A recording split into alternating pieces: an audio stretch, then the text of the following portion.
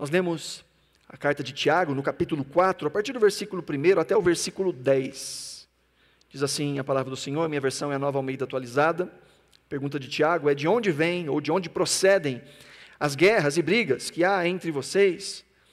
De onde, senão dos prazeres que estão em conflito dentro de vocês? Vocês cobiçam e nada têm, matam e sentem inveja, mas nada podem obter, vivem a lutar e a fazer guerra, nada têm porque não pedem. Pedem e não recebem, porque pedem mal, para esbanjarem em seus prazeres.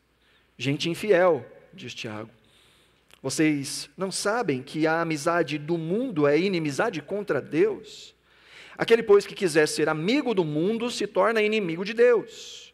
Ou vocês pensam que é em vão que a Escritura diz, é com ciúme que por nós anseia o Espírito que Ele fez habitar em nós? Mas Ele nos dá graça Ele nos dá cada vez mais graça. Por isso diz, Deus resiste ao soberbo, mas dá graça aos humildes. Portanto, sujeitem-se a Deus, mas resistam ao diabo, e ele fugirá de vocês. Cheguem perto de Deus, e ele se chegará a vocês. Limpem as mãos, pecadores, e vocês que são indecisos, purifiquem o coração. Reconheçam a sua miséria, lamentem, chorem, que o riso de vocês se transforme em pranto, e que a alegria de vocês se transforme em tristeza. Humilhem-se diante do Senhor, e Ele os exaltará. Essa é a palavra do Senhor, que ela fale conosco nessa noite, no nome de Jesus. Amém? Difícil. Tem certas coisas que a gente lê, que a gente dá aquela engolida seca, né?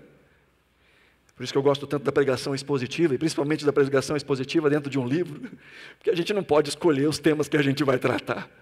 Se nos propomos a ler, a buscar e a compreender, nós abrimos a Bíblia, nós lemos a Bíblia e nós clamamos, Senhor, o que é que isso tem a ver comigo? Como essa palavra se encaixa no meu coração? Confesso que como pregador, quando me deparo com textos tão duros, a minha tendência é a fuga, e a pensar, não, acho que eu vou ver se eu acho uma palavra um pouco mais leve, mais light. Mas nós precisamos nos lembrar, queridos, que tudo o que Deus permitiu e preservou chegar até nós é para o nosso benefício. E que as palavras de esperança são boas e são agradáveis e necessárias. Mas muitas vezes o que mais precisamos é de correção da nossa visão, da nossa mente, e por vezes também da nossa caminhada. E Deus nos deu a sua palavra, ora para passar a mão e trazer a cura, ora para ferir e apontar o erro.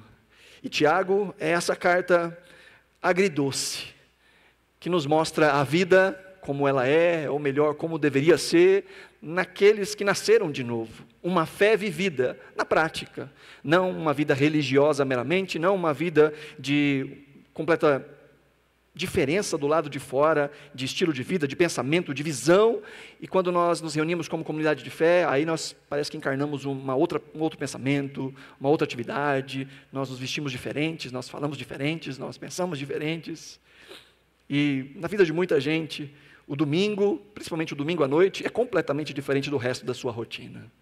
E não é isso que nós fomos chamados a ser, nós fomos chamados a ter essa natureza transformada. E é disso que Tiago trata do início ao fim. De uma fé que nós levamos para casa, de uma fé que nós levamos para o trabalho, para a faculdade, para a escola, para a vizinhança, para o trânsito, para a relação marido e mulher, para a relação com os irmãos, para a relação com a sogra, para a relação com todos os lugares. É uma fé vivida na prática, porque crer é ser, é isso que nós temos aprendido com o Tiago. Neste último bloco nós temos meditado de como uma vida guiada pela sabedoria de Deus tem ações, assim como uma vida guiada por um outro tipo de sabedoria, a qual Tiago vai chamar no capítulo 3, de uma sabedoria humana, de uma sabedoria que é demoníaca, de uma sabedoria que é animal. E diz, quem viva por essa sabedoria, a sabedoria do mundo, a sabedoria dos apetites, a sabedoria do estômago, a sabedoria dos prazeres. Ele diz, quem viva por essa sabedoria. E aqueles que vivem por essa sabedoria vão trazer sobre si as consequências de viver assim, que é caos, que é dificuldade, caos inclusive nos relacionamentos. Mas aquele que vive de acordo com a sabedoria que vem de Deus, como ele diz no capítulo 3, verso 17, a sabedoria que vem do alto, estes, no versículo 18 do capítulo 3, ele diz, estes semeiam o fruto da justiça e promovem paz paz nos relacionamentos.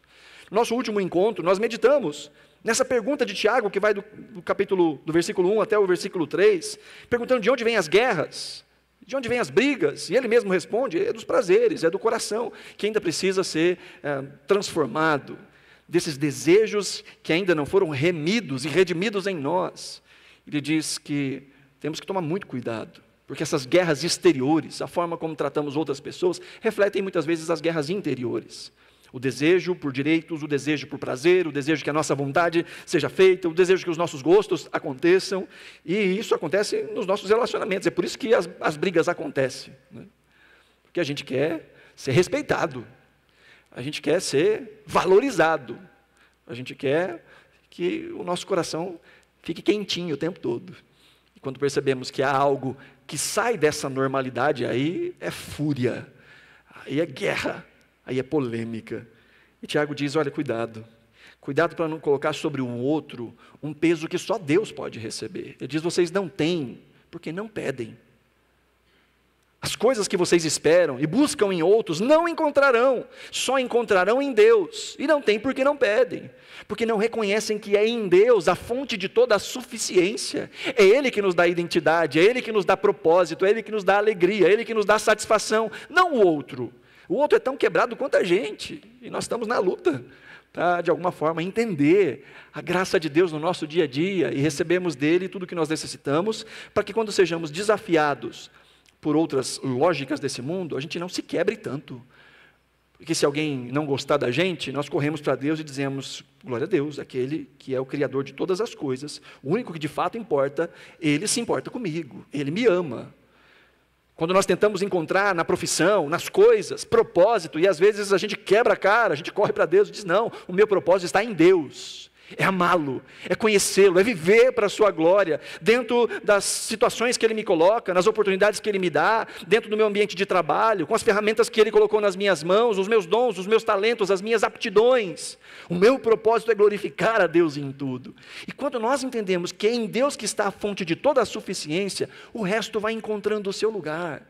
Por isso Tiago diz, não tem porque não pedem. E aí brigam, porque esperam que os outros deem aquilo que só Deus pode dar. E por último ele vai dizer, e ainda quando pedem, ainda pedem mal, pedem com motivos errados. É quando eu disse que às vezes a gente faz o rolo e chama a Deus para ser fiador do nosso rolo, né? Faz a conta e agora Deus que pague. Às vezes a gente até fala assim, não, estou comprando pela fé. E não cabe no orçamento, estou comprando pela fé. Às vezes é só irresponsabilidade mesmo. E aí ora, e dá ruim.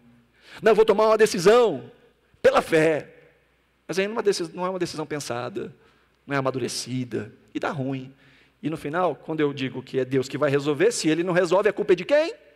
Dele. Como é que Deus deixou isso acontecer na minha vida? Por que comigo? Por que na minha casa? Por que na minha família? Aí chora, né? Eu fico imaginando Deus puxando a cadeira, sentando olho no olho, falando assim, ó, vamos conversar.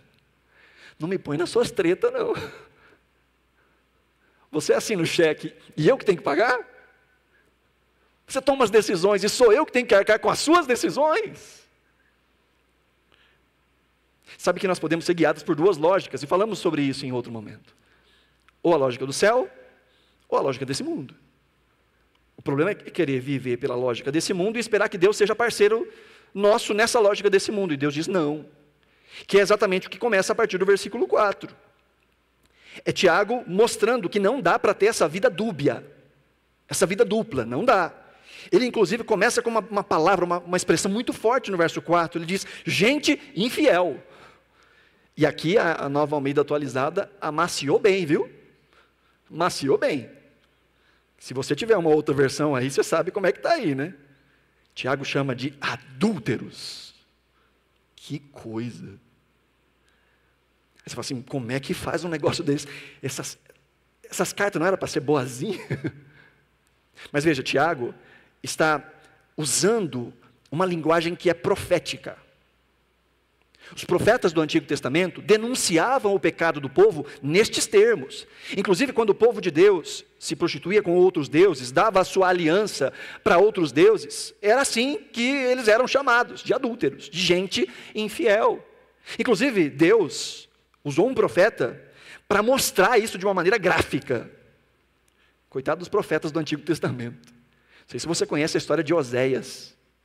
Meu Deus do céu, tadinho de Oséias. Oséias se apaixonou e se casou com uma prostituta. E ele amava aquela mulher. E fazia de tudo por ela. E ela todas as vezes fugia. E ele tinha que buscar ela nos valados, nos braços dos amantes. E Deus dizendo ao povo: esse é o meu relacionamento com vocês. Deus dizendo para Israel: eu trato vocês bem, eu amo vocês, eu cuido de vocês. E vocês estão correndo para outras alianças, se entregando a outras alianças. Deus está falando agora por meio de Tiago também para nós, que quando nós dizemos que amamos a Deus, mas vivemos na lógica contrária, na lógica desse mundo, Tiago está dizendo: gente, isso é ser a mesma coisa que Israel era no Antigo Testamento, infiel, adúltero. E sabe que não dá para ser assim se a gente é ímpio. Não é com o ímpio que Tiago está falando. Infiel não é o ímpio. Tiago não está falando com o ímpio. Tiago está falando com o crente. Porque só dá para ser adúltero quem é casado. Só dá para ser infiel quem deveria ter uma aliança de fidelidade. Então Tiago está dizendo: gente, era para vocês terem fidelidade com Deus.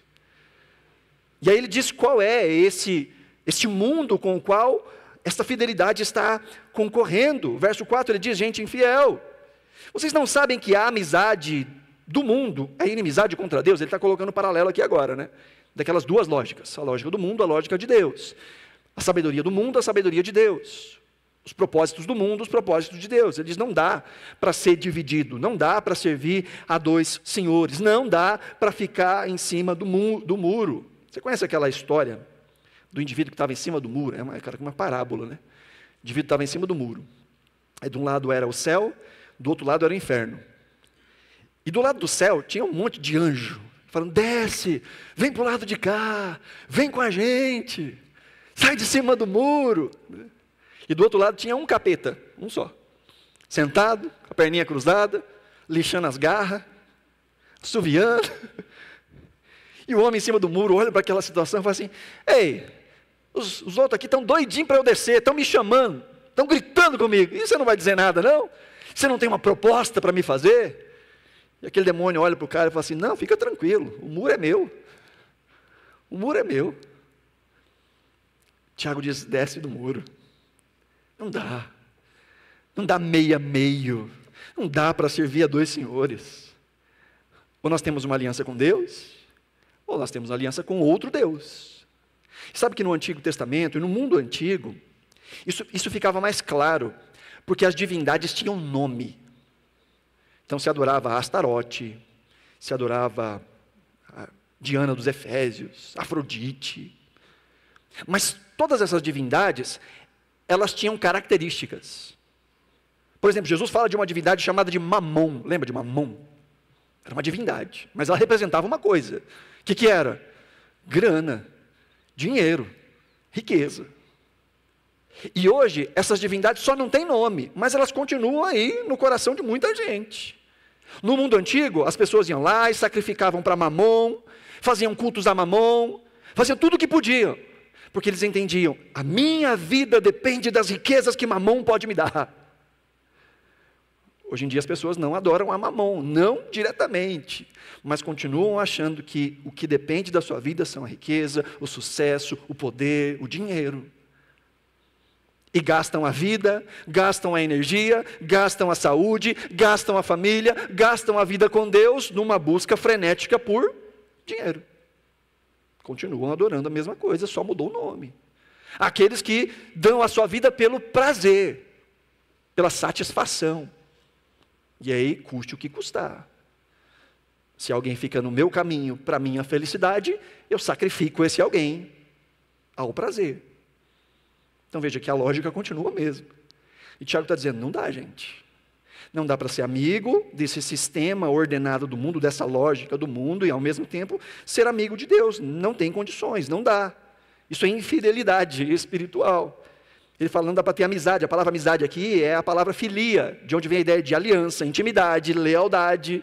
Tiago diz: não dá para ter lealdade a Deus e lealdade ao mundo no qual nós vivemos. E aí vem então o versículo 5. Tiago diz: ou vocês pensam que em vão que a Escritura diz, é com ciúme que por nós anseia o Espírito que Ele fez habitar em nós. Tiago está nos dizendo agora que o desconhecimento da Escritura gera essa guerra de devoção. Não conhecer a Escritura faz com que o nosso coração fique titubeando de um lado para o outro. Ora amamos a Deus e queremos servir a Deus, ora ouvimos os conselhos deste mundo, a lógica desse mundo que está todo mundo fazendo, a gente cai nessa mesma lógica. Tiago diz, é por não conhecer a Escritura. Ele diz, vocês não se lembram? Vocês acham que é em vão que a Escritura diz que Deus tem ciúme do seu povo? E sabe que quando nós esquecemos a Escritura, nós sempre tomamos caminhos errados. Quando nós esquecemos da palavra, nós sempre entramos em guerra com a gente, com os outros, com Deus, com a vida, a gente quebra tudo. Não é à toa que a pergunta mais feita por Jesus nos evangelhos, pois se você quiser fazer uma pesquisa, a pergunta simples, Jesus fez essa pergunta inúmeras vezes. Ele dizia às pessoas, vocês não leram? Essa era a pergunta de Jesus, a pergunta mais repetida. De todas as perguntas que Jesus fez nos evangelhos, essa é a que ele mais fez. Vocês não leram? Ou seja, vocês não conheciam a palavra de Deus sobre este assunto? Você já não tinha ouvido ou lido a palavra de Deus nesse assunto? Por isso caem nas contradições, nos erros, quebram a cara. Tiago está dizendo, gente, quando a gente conhece a Escritura, o nosso coração vai entendendo para onde que ele vai. E é mais fácil ir sabendo para onde a gente tem que ir. Como diz o bom mineiro, oncotô, poncovô, não é? Eu sei onde eu estou, imagino para onde eu tenho que ir, e agora eu traço o meu caminho. Agora, se eu não sei para onde eu vou, se eu não sei qual é o caminho, eu não ando, eu fico estagnado. E a palavra de Deus é lâmpada para os nossos pés e luz para o nosso caminho.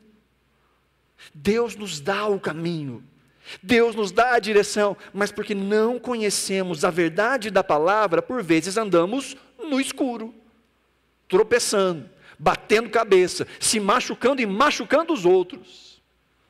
Tiago diz, vocês não leram? É em vão que a Escritura diz que é com ciúme que por nós anseia o Espírito que Ele colocou para habitar em nós. Veja, Deus é ciumento.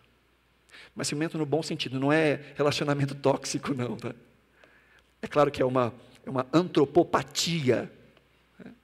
É uma tentativa de transformar os sentimentos humanos, projetar em Deus, para a gente entender mais ou menos como é que funciona. Né? O que o Tiago está dizendo é que Deus espera que venhamos a cumprir a nossa parte na aliança, porque Ele cumpre com a parte dele. O Deus que é fiel nos chama à fidelidade. Eu estou fazendo aqui na igreja, 2 casais, o curso de noivos. E a gente fala sobre vários assuntos.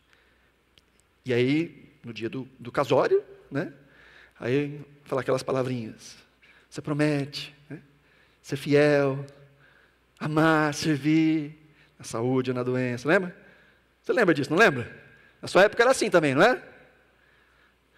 Agora pensa, se na hora, fala assim, você promete ser fiel, aí o noivo fala para a noiva, prometo, mas só 80% das vezes. Casa ou não casa? Camila, casa? Se o William falar para você assim, só 80%, os outros 20%, deixa para lá, casa ou não casa? Não, 90%, eu prometo, 90% pode deixar comigo. Imagina se a gente chega no absurdo, vamos chegar para o absurdo, do noivo ou da noiva dizer um para o outro assim, olha, eu vou ser fiel a você, todos os domingos das 7 às 8h30. E depois é cada um para si. Aí eu vivo como se você não existisse. Aí eu vivo como solteiro. Tomo as decisões que eu quero, de acordo com os meus amigos, com a galera do trabalho, com a galera da escola. Imagina como que o noivo ou a noiva se sentiria uma situação dessa.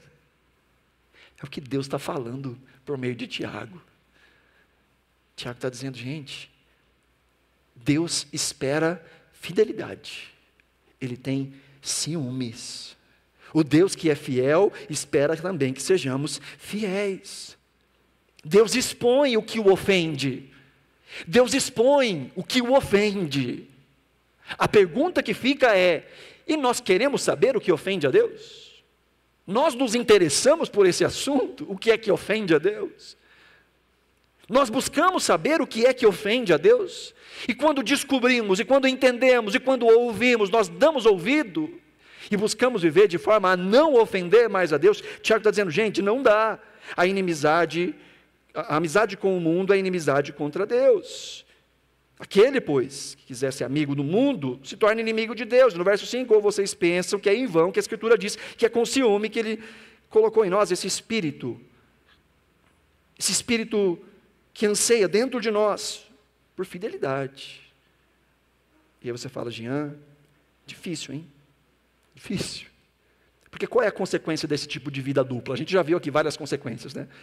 Primeiro, as guerras, as brigas, as quebras do relacionamento. Quando a gente diz que ama a Deus, mas segue outra lógica, a gente se mata. A gente mata os outros, a gente mata a gente mesmo. Não só isso, mas também afeta o nosso relacionamento com Deus. Quando seguimos a lógica desse mundo, nós nos colocamos como inimigos de Deus. E isso nem faz sentido, né? Imagina a gente inimigo de Deus. Quem que sai na desvantagem?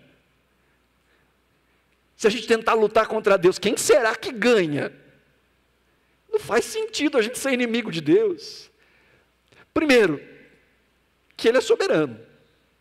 E segundo, que Ele é bom. Ele é bom. Por que ser inimigo de alguém que é bom? E que tem uma vontade que é boa, perfeita e agradável sobre as nossas vidas? Por que ser inimigo de Deus? Mas quando escolhemos não ouvir o que Ele diz, nós estamos nos colocando de frente com a lógica que Ele implementou no mundo, com a lógica que manifesta o seu caráter, com aquilo que ofende a Ele, e nos colocamos como inimigos de Deus. Mas graças a Deus que a graça é escandalosa. A gente olha para tudo isso e fica doido, fala, meu Deus do céu, acabou para mim, estou lascado. E aí então vem o verso 6, ele diz, mas Ele nos dá cada vez mais graça. O contraste, o Deus que tem ciúme de nós, tem uma graça ainda maior para derramar sobre nós. O Deus que zela pela sua própria honra, o Deus que não quebra com a sua aliança, e que espera de nós aliança, ainda assim, é superabundantemente gracioso. E é na cruz que nós vemos essa graça superabundante. É na cruz, exatamente na cruz, que nós vemos Deus vencendo a nossa infidelidade e derramando sobre os infiéis esta graça reconciliadora. Aqueles que voltaram as costas contra Ele, aqueles que desprezaram o Seu Filho, é na cruz que nós vemos a graça de Deus fluindo e transformando corações de inimigos em amigos, de afastados em filhos.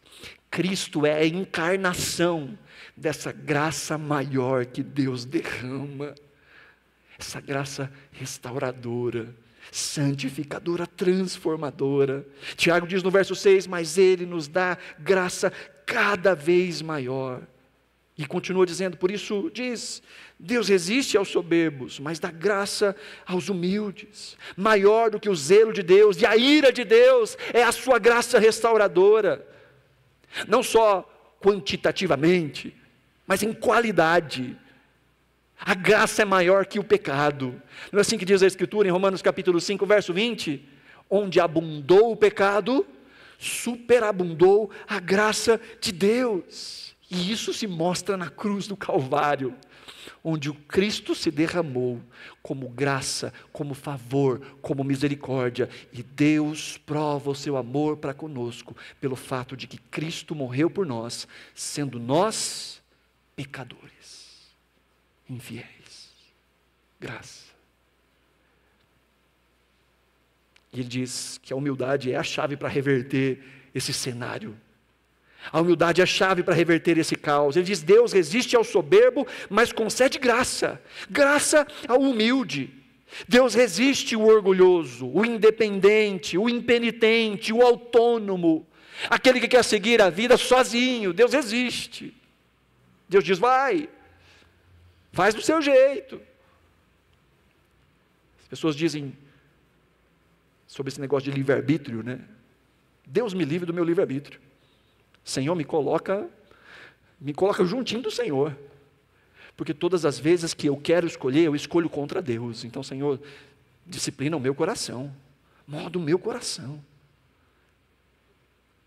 Deus resiste ao orgulhoso, mas a graça para se arrepender, a graça que liberta, a graça para não ser esmagado pela culpa, pelo passado, e essa graça está em reconhecer que a graça é disponível.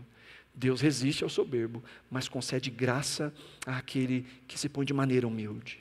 E Tiago não só nos dá o diagnóstico, Tiago não só mostra o caminho da dor e do sofrimento que escolhas para longe de Deus nos dão. Tiago também nos prescreve os medicamentos. O medicamento de como sair dessa rotina de vida para longe de Deus. Ele diz no verso 7, portanto, sujeitem-se a Deus, mas resistam ao diabo e ele fugirá de vocês. Como vencer essa guerra? Essa guerra que não é só contra o outro, mas essa guerra que acontece dentro de nós, que em última análise é uma guerra contra Deus. Tiago está falando ao longo de tudo isso aqui dos 3 grandes inimigos de uma vida centrada em Deus. Os inimigos do crente. Tiago fala da carne, os nossos desejos, os nossos prazeres não redimidos. Tiago fala do mundo, o sistema desse mundo, a lógica desse mundo, ser amigo desse mundo. E agora ele fala também de Satanás. Ele diz: resistam ao diabo, os 3 grandes inimigos do crente: a carne, o mundo e o cão. E esses 3 são um. O pior dos inimigos é a carne, porque é ela que deixa o mundo e o diabo entrar na nossa vida, mudar a nossa lógica. Tiago está dizendo que aquilo que enche o nosso coração vai se transformar nas nossas atitudes e isso vai quebrar os nossos relacionamentos. Mas quando nós colocamos o nosso coração em Deus e em humildade buscamos a Deus, não tem espaço para tentação, não tem espaço para viver na lógica deste mundo, não tem espaço para Satanás. O diabo não pode, ele não pode contra o crente, mas o crente que põe o coração em Deus. Lutero disse certa vez que de todos os inimigos o coração é o pior, é pior que o diabo e é pior que qualquer inimigo externo. Tiago já falou sobre isso lá no capítulo 1, que é do coração que procedem as tentações de fato. E agora Tiago diz: há um jeito de vencer essa guerra, e esse jeito é com uma guerra, mas uma guerra diferente. Não é mais para lutar com um coleguinha, não é mais para lutar internamente com o coração, e muito menos lutar contra Deus. Agora é uma guerra contra aquilo que é contra Deus. Ele diz: sujeitem-se a Deus. E aqui é uma linguagem militar. A ideia de se sujeitar é a ideia de entrar em forma, sob a voz do comandante. Sabe quando o comandante diz sentido, e todo mundo, sabe? É esse sujeitar-se aqui. É ouvir a voz e se colocar debaixo da voz. Tiago está dizendo: pare de lutar contra Deus. Pare de lutar contra a vontade de Deus, contra a lógica de Deus, contra o amor de Deus. Pare de ir por caminhos que Deus já disse que vai dar ruim. Pare de lutar contra Deus. Ele diz: sujeitem-se. Ele é maior, Ele é bom. Sujeitem-se, ouçam o que Ele tem a dizer. Entra nas fileiras do exército dEle. Porque outrora nós lutávamos contra Deus, mas agora Deus nos chama para lutar juntamente com Ele, contra aquilo que é contra Ele. Deus nos alistou para o exército dEle. Deus não é nosso inimigo, Deus não é contra nós, Deus é por nós. E Ele batalha conosco, e Ele batalha por nós. Há inimigos que ainda estão no nosso coração, na nossa mente, que precisam ser vencidos. Isso só acontece mediante o poder de Deus nas nossas vidas. Antes de resistir ao diabo, antes de fazer qualquer tipo de oração, antes de ir em qualquer tipo de quebra, de maldição, seja lá o que for. Tem gente morrendo de medo de Satanás e faz de tudo para pôr o capeta para longe, mas não se submete a Deus. Tiago diz, antes de pensar no capeta, eu já participei de vários desses cursos antigamente, em uma outra época da minha vida, cursos de batalha espiritual. E sempre se dizia assim, bom, para vencer o inimigo, a gente tem que conhecer as artimanhas do inimigo. Precisa nada, precisa não. A gente precisa conhecer a Deus. Porque quem vence o inimigo é Deus. A gente só precisa ficar pertinho dele, perto de Deus, e deixa Deus vencer, deixa o pau quebrar.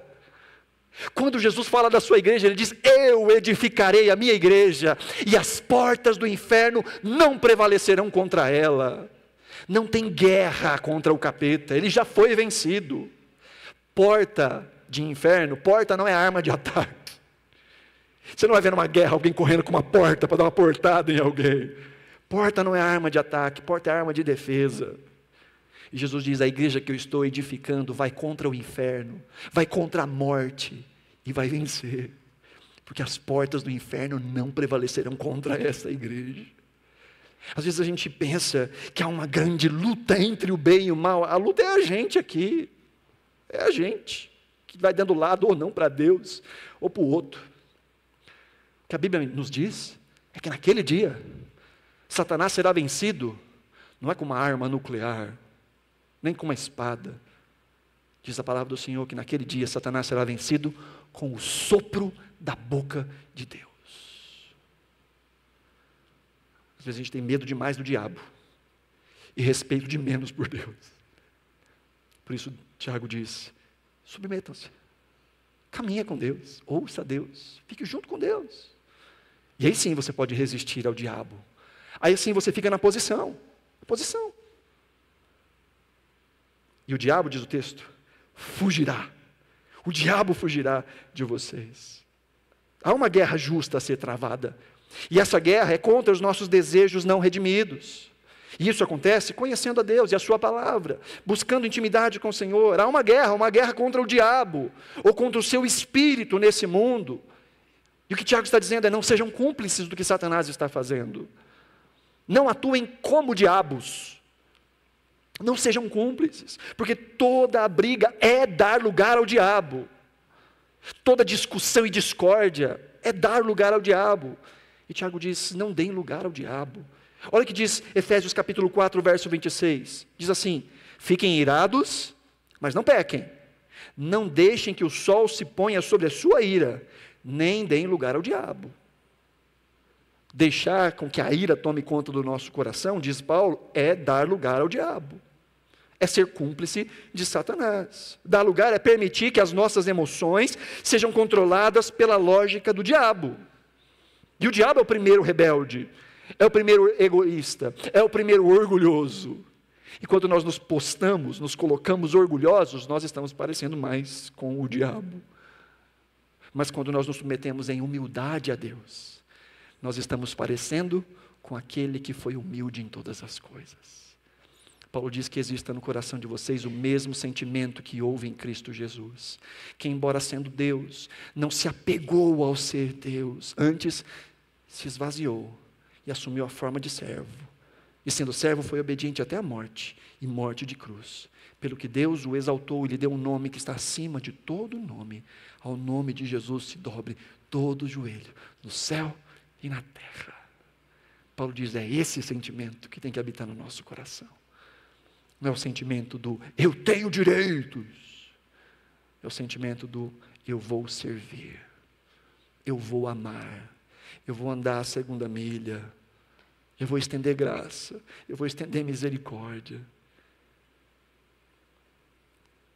Ainda no verso 8 ele diz, cheguem perto de Deus e Ele se chegará a vocês.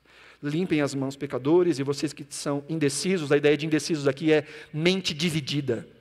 A tradução literal seria alma dividida. Como se tivesse duas almas habitando em si mesmo, e uma ama a Deus e a outra não ama, a outra ama o mundo. Já que estou dizendo, quem tem a mente dividida, purifiquem o coração, reconheçam a sua miséria, lamentem, chorem, que o riso de vocês se transforme em pranto e que a alegria de vocês se transforme em tristeza, humilhem-se diante de Deus ou do Senhor e Ele os exaltará. Como vencer? Bom, a gente já viu, primeiro a gente se submete a Deus e a gente resiste ao diabo. E o que envolve essa submissão? Aqui nesse verso 8, verso 7 em diante, nós vemos 10 imperativos. 10 imperativos.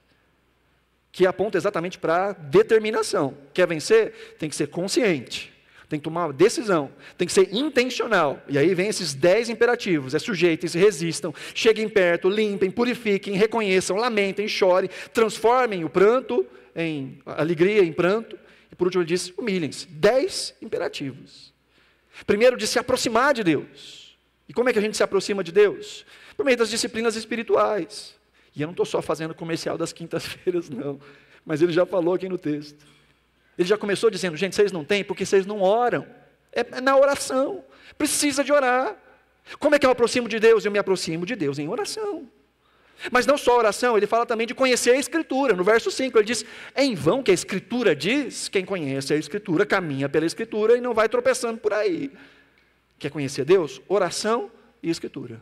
As nossas crianças sabem isso de cor. Leia a Bíblia e faça a oração. Lembra? Faça a oração. Amém. Faça a oração. Leia a Bíblia. Se quiser crescer. E aí vai. As nossas crianças sabem. Leia a Bíblia, faça a oração. Aproxime-se de Deus. E o mais estarrecedor, ele diz: aproxime-se de Deus e adivinha, Deus se aproximará de vocês. Deus não rejeita um coração quebrantado e contrito. Deus tem um fraco, sabe? Um fraco para o coração quebrantado e contrito. A Bíblia diz: a este ele não despreza.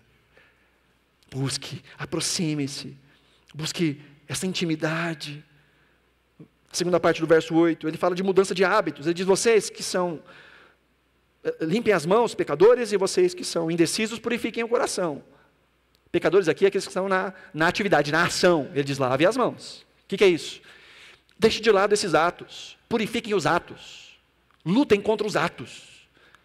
E depois ele fala de purificar o coração. Aquele que é indeciso, aquele que ora ama Deus, ora não ama, ora vive pela lógica de Deus, ora vive pela lógica da palavra, ora vive pela lógica do mundo. Tiago diz: limpem o coração. Limpem as mãos, as ações, limpem a mente, o sentir, o pensar. Então é cuidar do mundo externo e do mundo interno. No verso 9, ele fala de um compromisso interno. Ele fala de um compromisso profundo. Verso 9 ele diz: reconheçam a sua miséria, lamentem e chorem. Que o riso de vocês se transforme em pranto e que a alegria de vocês se transforme em tristeza. Tiago está dizendo: livrem-se das desculpas. Chora o pecado. Ah, mas é culpa do meu marido, é culpa da minha esposa, é culpa da minha criação, é culpa do Brasil, é o sistema financeiro, é o governo. Tiago está dizendo: livre-se das desculpas. Chore o pecado. Olhe para os erros, reconheça. E reconheça com pranto.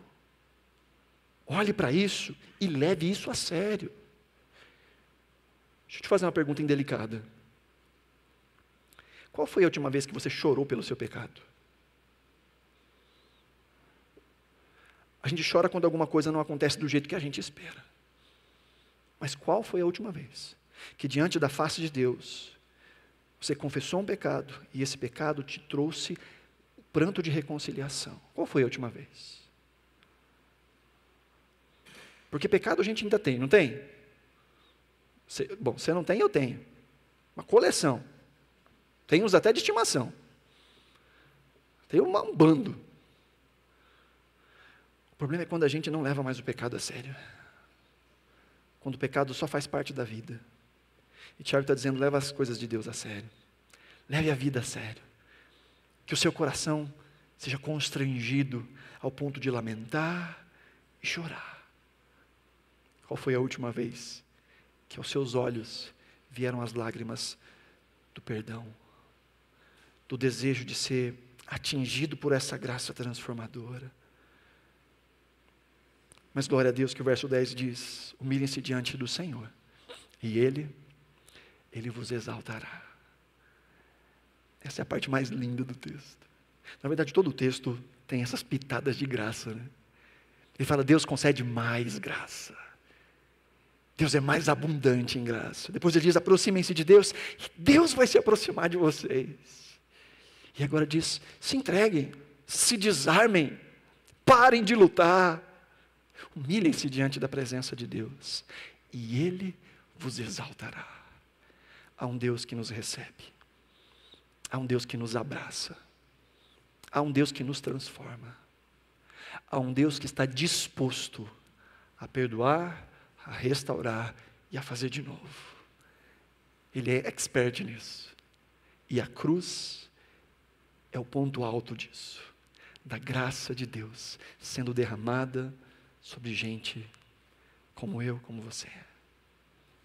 E essa graça está disponível hoje. Essa graça está disponível agora. A graça que salva. Não estou falando de salvação para a vida eterna, estou falando da salvação do agora. Da salvação do coração atribulado, da salvação dos relacionamentos destruídos, da salvação da língua ferenha, dessa salvação do dia a dia. De uma vez salvos e caminhando para a eternidade, sendo salvos dia após dia, nos transformando à imagem de Cristo Jesus, o nosso Senhor. Os nossos problemas relacionais, como nós vimos até aqui, têm a raiz no nosso coração e naquilo que orienta o nosso coração. Por isso Tiago diz, mudem a base da orientação do coração, parem de pensar como esse mundo e voltem a pensar com a sabedoria que vem do alto. E uma vez mudando a origem da nossa sabedoria, muda-se também as ações. E consequentemente vão mudar os relacionamentos. A sua casa vai ser diferente. A sua relação com os seus pais, com os seus filhos, com o seu cônjuge vai ser diferente. Porque aquilo que vai irrigar o seu coração é a sabedoria que é mansa, é pacífica, é gentil, é cheia de bons frutos. Nós precisamos parar de guerrear contra Deus, parar de lutar contra Deus, contra a palavra de Deus, contra a lógica de Deus, parar de lutar uns com os outros e se render a Deus e lutar ao lado de Deus. E aí sim resistir ao diabo. E ele fugirá de nós, para vencer o nosso próprio coração, para vencer a influência do mundo, para vencer Satanás. É só debaixo da potente mão do Senhor. Amém?